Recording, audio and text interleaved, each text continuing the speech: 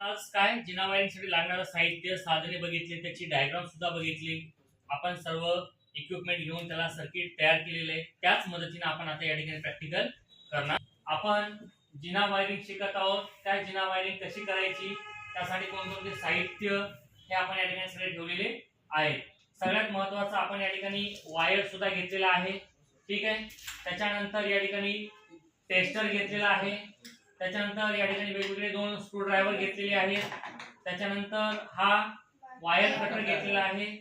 त्याच्यानंतर 2 वे स्विच घेतलेले आहे. 2 वे स्विचला 3 टर्मिनल असतात, हे लक्षात ठेवायचं.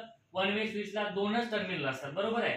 आणि समोर या ठिकाणी अशा प्रकारे त्याची 2 कनेक्ट म्हणजे हे दिलेले असते इंडिकेटर. म्हणजे आपण समजायचं की असे 2 सिम्बॉल असतील तर त्या ठिकाणी याला 2 वे स्विच म्हणायचं, किंवा 3 टर्मिनल दिसले तर 2 वे स्विच झाला ते. त्याच्यानंतर या ठिकाणी हा होल्डर घेतलेला आहे. त्याच्यानंतर आपण लाईट सुद्धा घेतलेला आहे. तर आणि हा एक बॉक्स घेतलेला आहे. ठीक आहे. बघा या ठिकाणी काय केलेलं आहे, बॉक्सला 2 2 वे स्विच चालू केलेले आहेत, त्याला लावलंय. आता आपण याची वायरिंग करूया. तुम्हाला आता सांगितल्याप्रमाणे आता बघा या ठिकाणी आपण 2 2 वे स्विच कनेक्ट केलेले आहेत बॉक्सला. सांगितल्याप्रमाणे वरचे दोन्ही टर्मिनल एकमेकाला कनेक्ट करायचे आणि खालचेही दोन्ही टर्मिनल एकमेकाला कनेक्ट करायचे. तर आपण आता या वायरच्या मदतीने जोडूया.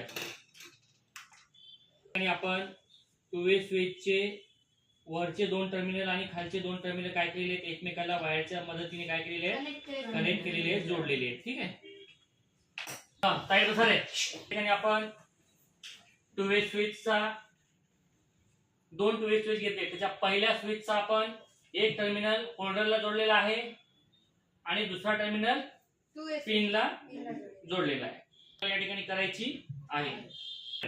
आपण काय केलेले 2 2 वे स्विच घेतलेले आहेत, बरोबर आहे. हा पहिला 2 वे स्विच, हा दुसरा. आपण काय केलेले पहिले दोन्ही टर्मिनल वरचे जे आहेत 2 वे स्विच ते कनेक्ट केले, खालचे पण केले.